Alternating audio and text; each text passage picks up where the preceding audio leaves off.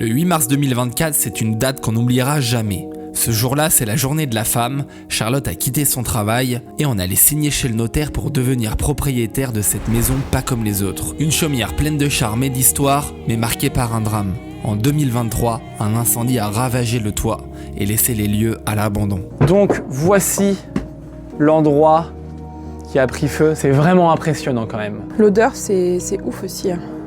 Ouais, l'odeur, tout, enfin l'ambiance qu'il y a ici, c'est incroyable. En fait, ce qui a dégradé énormément la maison, c'est l'eau quand ils ont éteint le feu. Bah oui. Il y a eu 20 cm d'eau qui est tombée en bas. C'est pour ça qu'il y a une forte odeur d'humidité en bas.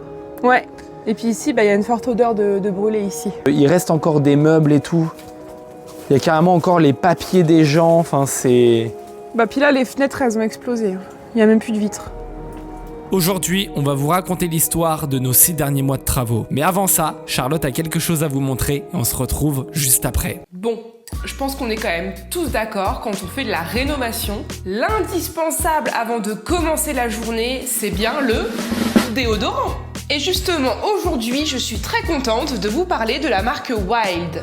Tout simplement parce que c'est une marque qu'on adore avec Charlet et qu'on utilise déjà à la maison. C'est une marque qui propose des produits du quotidien tels que le déodorant, le gel douche et même le savon pour les mains. Ils sont à la fois naturels, rechargeables, véganes et non testés sur les animaux. Franchement, si vous nous connaissez, vous savez qu'on est hypersensible à toutes ces causes. Bon allez, venez avec moi, je vais vous montrer. Là clairement, on n'a plus du tout d'irritation puisque tous les produits sont sans sel d'aluminium, sans sulfate et sans parabènes. Et ils sont également constitués de beurre de karité et de noix de coco. Et donc tout ça, évidemment, ça assure une hydratation au top. Le concept est hyper malin puisque vous avez un packaging que vous allez garder à vie et que vous allez pouvoir emmener partout facilement avec vous, notamment sur le chantier. Il suffit de changer la recharge lorsqu'elle est finie et surtout ces dernières sont compostables. Aujourd'hui c'est devenu un vrai réflexe et franchement une cartouche ça dure entre 4 et 6 semaines donc c'est super. Ce qui est beaucoup mieux pour l'environnement, on est d'accord. Personnellement ma senteur préférée c'est coton et sel marin et c'est vraiment une odeur coup de cœur que la marque m'a envoyée sans le savoir puisque c'était déjà la senteur que j'avais choisie et que j'aime depuis toujours que ce soit au niveau des cosmétiques ou même des produits, des senteurs pour la maison. Donc franchement, Wild, vous avez assuré. Je sais pas comment vous avez fait pour savoir ça.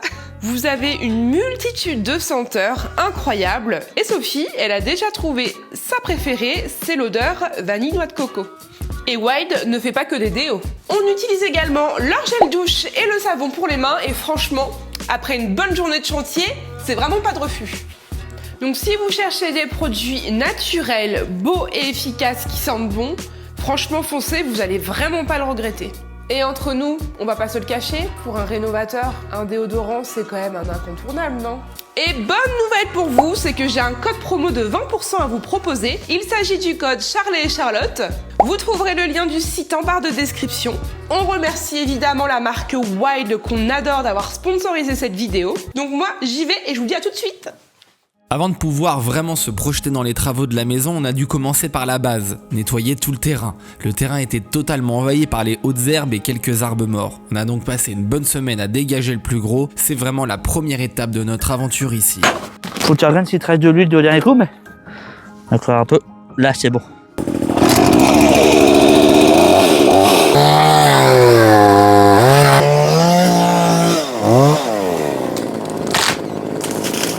Ah la vache. Là tu peux couper le pied. Et voilà. Depuis le début des travaux à la chaumière, Fredo est avec nous pour rénover cette maison. Et on s'est vite rendu compte qu'on n'allait pas pouvoir débroussailler les 4000 m² de terrain juste avec notre petite débroussailleuse. Du coup, Fredo a eu la bonne idée d'appeler un de ses potes qui a un tracteur équipé pour faucher.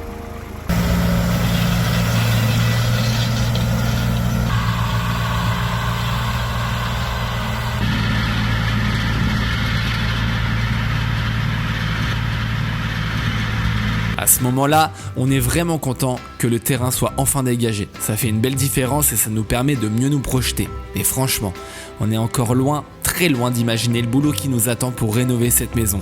Nettoyer le terrain, c'était que le début. Ce qu'on va découvrir à l'intérieur va clairement nous ramener à la réalité.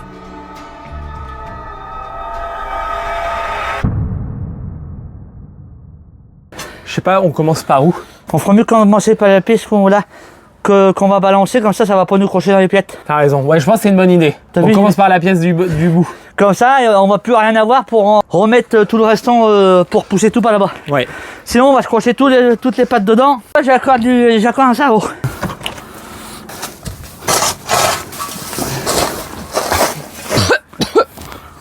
Bah ça va, là la fenêtre est ouverte, on va sortir par la fenêtre, mais... Ah ouais, mais bon, on en bouffe quand même beaucoup au passage. Hein. Au pire, Charlotte, tu veux venir à ma place et puis pousse. Là, je t'ai fait un trou. Ah bah si tu veux. Une fois le terrain nettoyé, on a dû vite se concentrer sur la maison. La charpente avait énormément souffert de l'incendie, elle était beaucoup trop abîmée et trop brûlée pour être récupérable. Du coup, on a mandaté une entreprise de charpentiers pour la refaire entièrement. Mais avant qu'ils arrivent sur le chantier, on n'avait pas beaucoup de temps. Il fallait absolument qu'on vide et qu'on démolisse tout l'étage. Le but, c'était qu'il ne reste plus rien, plus de cloison, prêt pour que les charpentiers puissent intervenir dans les meilleures conditions. Autant vous dire qu'on n'a pas chômé.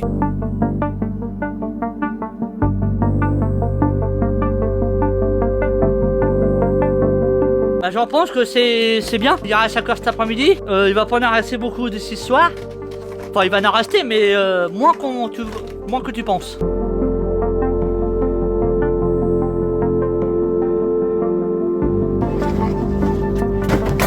Le but, c'est de retirer les chevrons qui sont juste en haut pour pouvoir débarrasser l'armoire ici.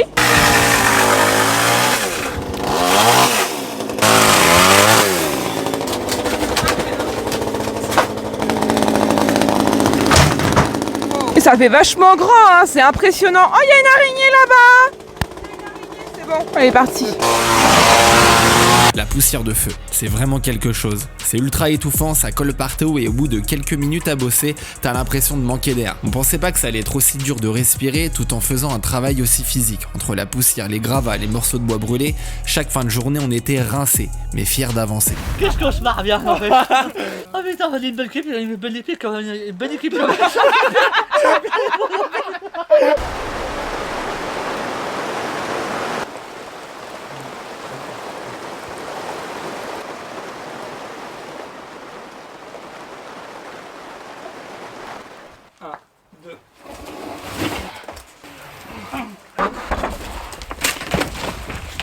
Ah bah ça va.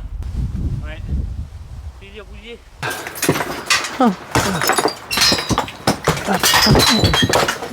Ah, là c'est autre chose. Là c'est autre chose.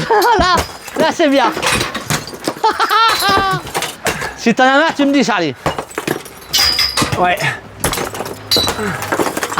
Ça tombe. Ça vibre mais ça bouge pas, Charlie.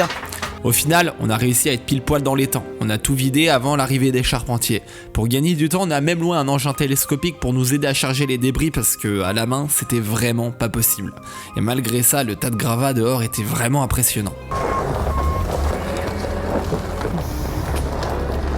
Tu feras mieux de fermer ta porte, Michel, parce que tu vas en avoir plein la cabine.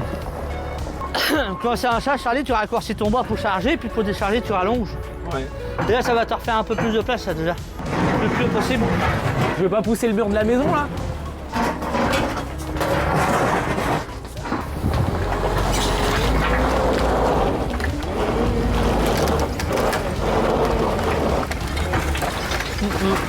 Michel, le gars du tracteur qui était venu faucher l'herbe au début, est revenu sur le chantier avec son tracteur et sa benne pour nous aider à évacuer les gravats. Franchement, sans lui, on aurait mis des jours à tout sortir. Là, en une petite journée bien rythmée, on a réussi à tout charger et à tout emmener à la déchetterie.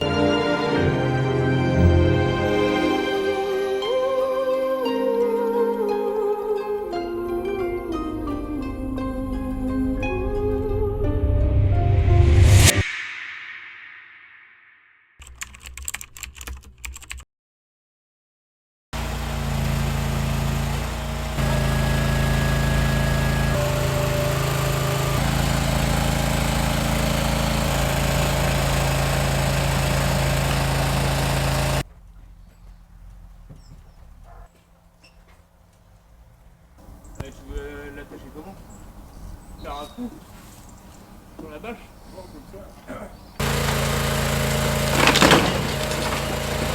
Ouais, moi non plus j'avais pas vu qu'ils avaient démonté le derrière. Non plus. En fait, ils ont juste enlevé la bâche, là, mes frères. Oui.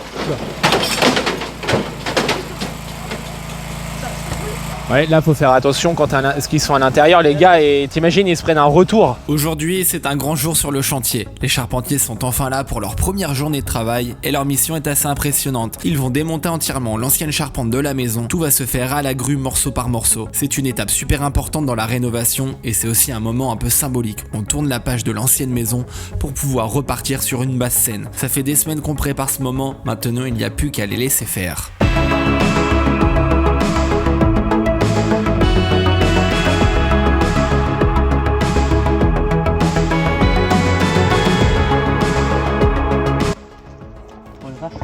Non.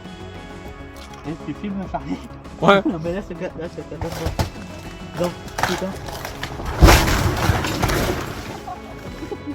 Voilà. C'est impressionnant. T'en penses quoi, Valentin? Depuis le charpente. Les charpentiers ont mis une journée complète pour démonter toute la charpente. Maintenant, la maison ne ressemble plus qu'à un gros cube posé là, au milieu du terrain. C'est surprenant. De notre côté, un gros travail nous attend avec Fredo. Il faut maintenant évacuer tout le bois et le vieux chaume dans le jardin. Et vu la quantité, on a de quoi s'occuper un bon moment.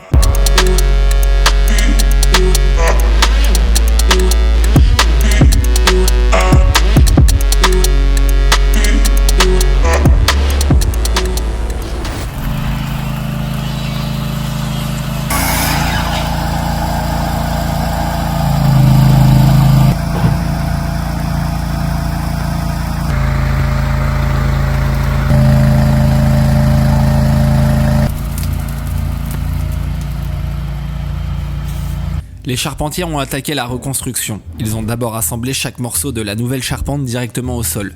Et ensuite, avec leur grue, ils venaient positionner chaque ferme sur les murs. Franchement, c'est impressionnant à voir.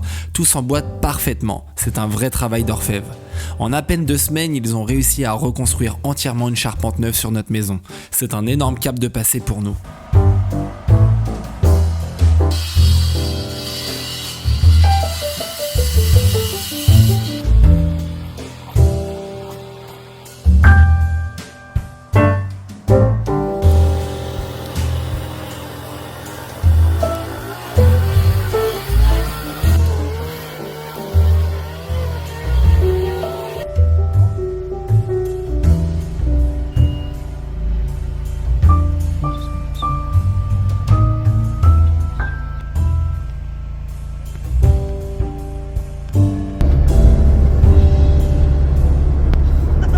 Une fois la charpente terminée, on doit penser à la suite du chantier. Il va falloir poser la nouvelle toiture pour protéger la maison. Et évidemment, l'hiver arrive. C'est pas la meilleure saison pour faire ce genre de travaux, entre la pluie, le vent et le froid, mais on n'a pas vraiment le choix. Si on veut avancer et éviter que la maison prenne l'eau, il faut y aller. Oh là là.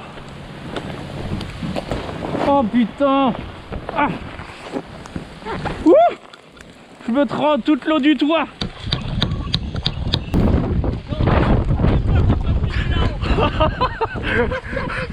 On va se faire niquer.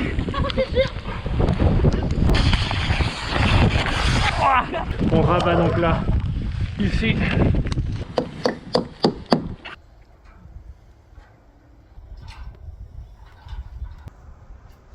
Heureusement que je t'ai passé une veste, l'ami Fredo. Pareil, j'ai vu. On peut pas travailler. Ça m'emmerde. Moi hier soir qui te dit bah pour ce soir tout va être noir.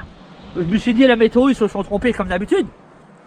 Mais pour une fois ils se sont pas trompés. Ils sont vraiment des cons. Vas-y. T'es bien sur le trait? Ouais. Quand on a commencé à poser les litos, on a tout de suite senti la différence. Travailler sur une charpente neuve, ça change la vie. Tout est droit, tout est propre, les entraques sont parfaits. Franchement, c'est beaucoup plus agréable et ça va tellement plus vite quand on repart sur du neuf. Ça nous a vraiment conforté dans le choix d'avoir tout refait. Et moi je suis en train de préparer les doublés pour la patronne. Voilà.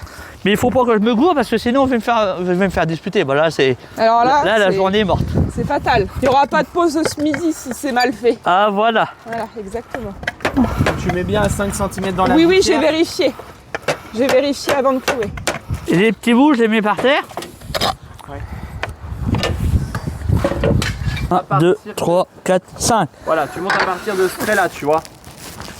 Et tu suis la ligne rouge qui est là. Bah jusqu'au bout. Voilà. Et là, tu vois, t'as un début parfait. Les oies sont percées, il va faire beau demain. Ah ouais? C'est drôle ça. C'est ça que mon grand-père disait, quand les oies sont perchées sous toi, c'est que demain va faire beau. Ah bon? 2 mois, c'est le temps qui nous a pris pour couvrir les 180 mètres carrés de toiture en ardoise naturelle. Bien sûr, les intempéries nous ont parfois ralenti. Pluie, vent, grêle, mais franchement, on ne va pas se plaindre. On a eu aussi de super belles journées qui nous ont permis d'avancer dans de bonnes conditions.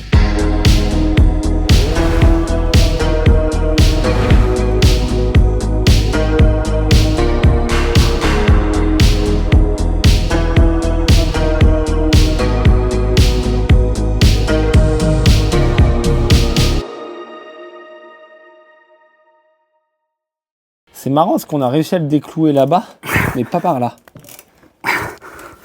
Il m'emmerde, il va pas me faire chier longtemps.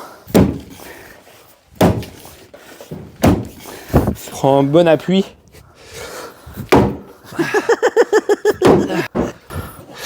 Ah, regarde. Bon, bah comme ça. Non mais vas-y, laisse tomber, on va pas remettre ça, l'ami Fredo.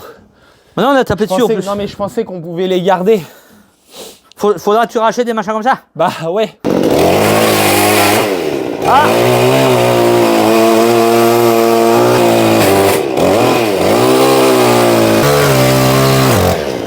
Waouh! Voilà. On enlève les plaques. Ah oui. Toi, t'as de la chance, mon lapin. Par là, c'est pas la même musique. Ah bon?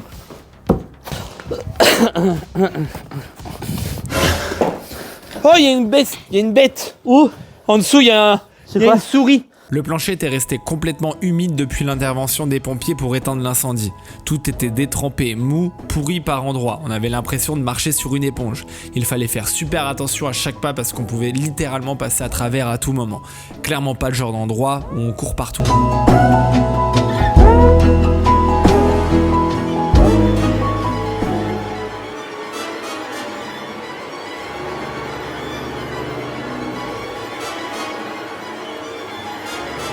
Et j'ai pas envie qu'il t'arrive une bricole, voyons. On peut vite passer au travers.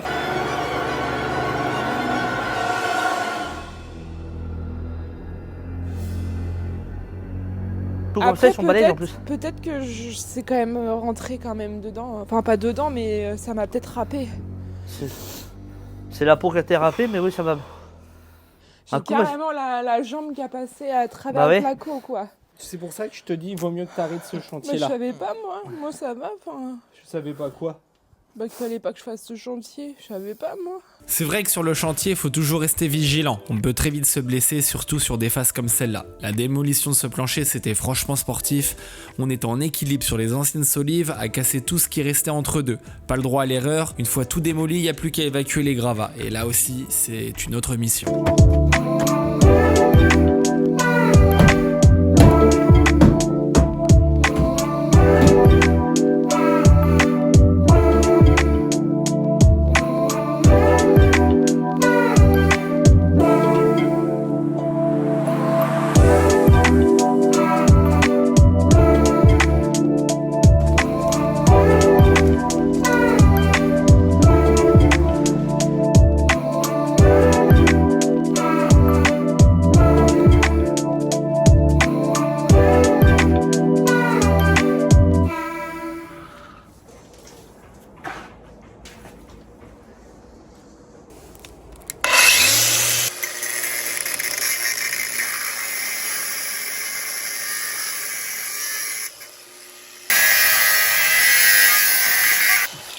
C'est quand même long à enfoncer les clous.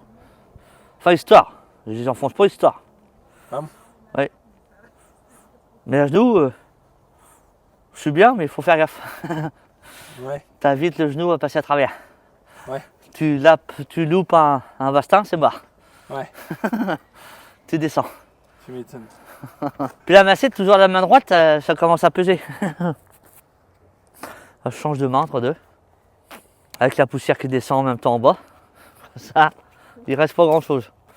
Tu fais un carré de cette taille-là, dans un sens, et après dans l'autre. D'accord? Tu repasses dans un sens, et après dans l'autre. Et tu croises que sur ce que tu as déjà peint, mon lapin. Ouais.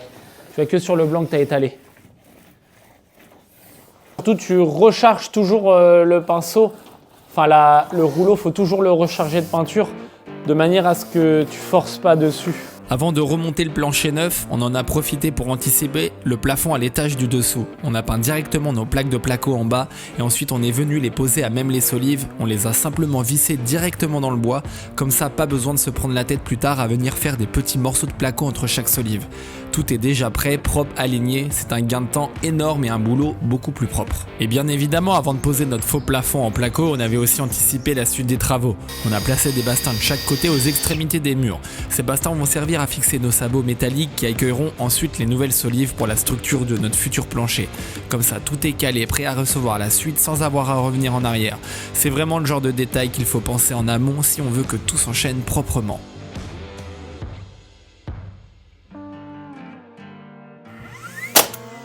Ah putain. Vision 1 au pied en haut dans la gueule, mais. Là. Ah, il tient pas les clous, c'est quoi ces clous? C'est des bons. Bah oui. C'est quoi? C'est un cloueur de... Regarde, t'as vu? Il cloue pas? C'est pas trop des clous. Attends, je suis mal mis aussi. Oui, même c'est pour ça. Là. Ensuite, on est venu poser de la laine de verre en 200 mm entre nos nouvelles solives. L'objectif ici, c'est d'isoler le plancher, mais surtout d'améliorer le confort phonique de la maison. Ça va vraiment limiter les bruits entre l'étage et le rez-de-chaussée, que ce soit les bruits de pas, les voix, ou les bruits au quotidien quoi. Eh bien, nous avons terminé d'isoler le plancher avec de la laine de verre de 200 de la marque Knauf. Moi, c'est nickel. Ça résonne moins. Exactement, c'est vrai que ça résonne pas du tout. Et la chaleur est là. Tu sens la chaleur? Ouais. Poser les plaques d'OSB, c'est vraiment une étape satisfaisante sur le chantier. En quelques heures, tout change visuellement. On voit enfin les espaces se dessiner clairement sous nos yeux. Les pièces prennent forme, on se projette beaucoup mieux, ça donne vraiment un coup de boost au moral.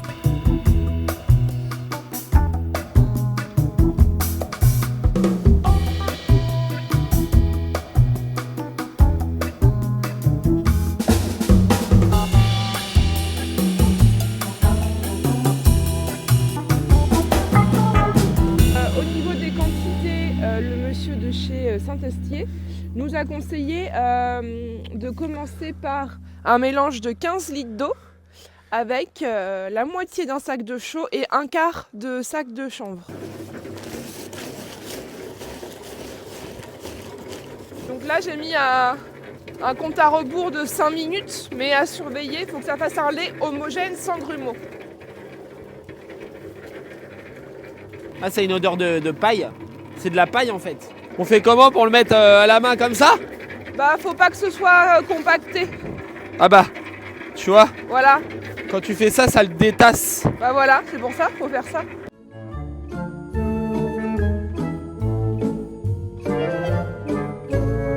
Le bien au-dessus là, Pignou.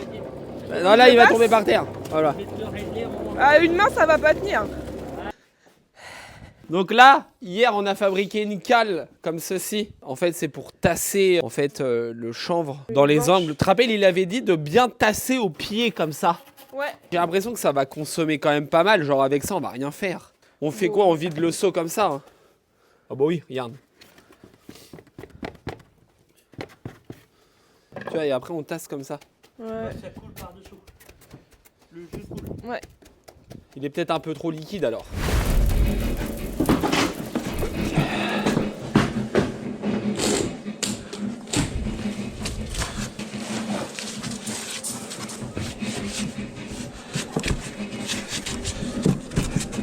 Comme vous pouvez le voir en vidéo, on s'est lancé dans un chantier qu'on ne connaissait pas du tout, le chaud-chanvre. C'est un mélange écologique qu'on prépare directement à la bétonnière et qu'on vient ensuite mettre dans les entrecolombages. En plus d'être respectueux de l'environnement, c'est un excellent isolant thermique et phonique. On avait vraiment envie de tester des nouvelles techniques qui respectent le bâti. C'est une nouvelle expérience pour nous, mais c'est aussi ça qu'on aime dans la rénovation, apprendre, tester et trouver des solutions adaptées aux maisons anciennes. Déjà, si c'est comme ça partout là avant de manger, Ouais, Tu vois ce que je veux dire? 3 carrés. Le chaud-chanvre, honnêtement, c'est assez facile à faire une fois qu'on a pris le coup de main. Par contre, ça demande pas mal de préparation en amont avant de commencer. Il faut d'abord installer des lithos en porte-à-faux directement sur les colombages. Ça sert à faire comme un maintien sur l'ensemble. Ensuite, faut venir fixer des planches de coffrage à l'arrière pour retenir le mélange. Et ensuite, prévoir une réservation à l'intérieur pour laisser la place au futur enduit. Nous, on a fait le choix de mettre des plaques de polystyrène pour faire cette réservation. Et franchement, le résultat est top. Ça nous laisse un rendu super propre et régulier, prêt à recevoir l'enduit final. Par contre, il faut le savoir, le gros inconvénient du chaud-chanvre, c'est le temps de séchage. C'est vraiment très long, surtout en fonction de l'épaisseur qu'on y met. Plus on remplit large entre les colombages, plus il faudra être patient avant que ça sèche complètement. Il faut bien ventiler et laisser le temps faire son boulot. J'attends la patronne qu'elle m'emplisse mes seaux. T'as fini ta sieste? C'était une petite sieste. La Pinou, vous voulez faire une petite sieste? C'est la patronne qui me taquine. C'est pas normal. La Pinou, il est fatigué. Tout à l'heure, j'ai à peine levé la tête, je l'ai vu en train de bâiller. Je lève la tête vraiment par hasard et là, je vois Fredo.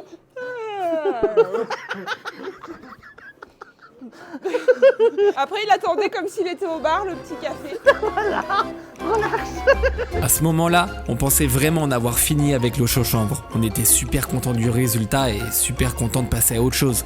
Et évidemment, comme souvent en rénovation, c'est sans compter sur les surprises de la vieille maison. En démolissant les murs intérieurs, on est tombé sur un mur qui avait été rénové, mais sûrement pas avec des techniques traditionnelles. Du coup, pas le choix. On a dû ressortir la bétonnière et refaire du chaud-chanvre pour compléter et venir remplir les entrecolombages en bas du pignon. C'est aussi ça la joie du chantier, quand tu penses en avoir terminé, ça recommence.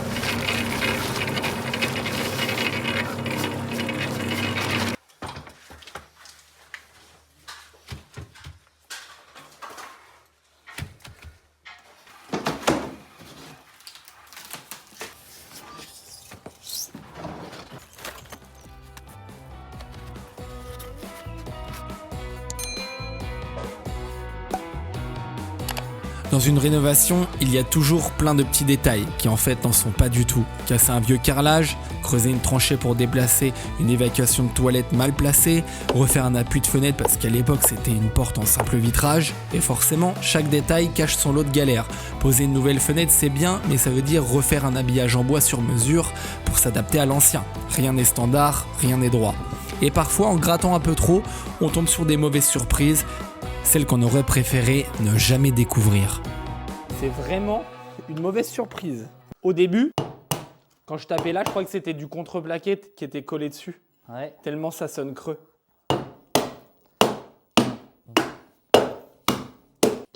On est en face d'une poutre qui est pourrie. S'il y a du bois là-dedans, il est mort. C'est complètement mort. Bah voilà. Ah, c'est la traverse. Oui, c'est une traverse. C'est une traverse. Ça c'est mort. Oui, bah. Va pas plus loin, de toute façon. Oui. Bah oui, mais là, il faut la changer. À la base, c'était une, et puis après deux. Oui, parce que là... Et puis là, on arrive à, je sais pas, je les compte même plus. Je les compte même plus. Bah, c'est pareil ça. Heureusement qu'on le casse ce truc-là. T'imagines, on l'aurait laissé. Après avoir découvert que 5 poteaux porteurs étaient fatigués par le temps, forcément dans une vieille maison ça arrive. On n'a pas perdu de temps, on a coulé des socles en béton bien costauds pour venir poser nos nouveaux poteaux dessus. Mais on s'est vite rendu compte que c'était pas suffisant. À l'époque, ils avaient sûrement fait ça avec les moyens du bord. 2 sommiers porteurs étaient simplement posés sur des colombages. Le problème c'est que les fermes de la charpente reposent sur les sommiers et que les colombages ce n'est pas fait pour supporter autant de charge. Alors par sécurité et surtout pour dormir tranquille, on a préféré rajouter 4 poteaux supplémentaires pour renforcer le tout. Le gros œuf pour nous c'est terminé, enfin pour le moment. Il nous reste encore 2 poteaux porteurs à remplacer mais ceux-là sont un peu plus techniques. Donc ce sera le boulot des charpentiers et en attendant on a pu avancer de notre côté. On a attaqué le raillage des combles, l'isolation et petit à petit on a commencé à poser pas mal de placo. C'est toujours un moment qu'on aime bien après des semaines à casser, renforcer, maçonner. On commence enfin à refermer les volumes et à voir les futures pièces prendre forme. Ça fait déjà 6 mois qu'on est là, tous les 3, a donné tout notre temps et toute notre énergie à redonner vie à cette maison. Quand on regarde en arrière, c'est fou ce que le temps est passé vite. D'ailleurs, si vous avez envie de voir les détails de chaque étape, tout est disponible dans les épisodes sur notre chaîne YouTube. N'oubliez pas le petit pouce en l'air et merci à vous les amis de suivre cette aventure avec nous. On se retrouve la semaine prochaine pour la suite de l'aventure.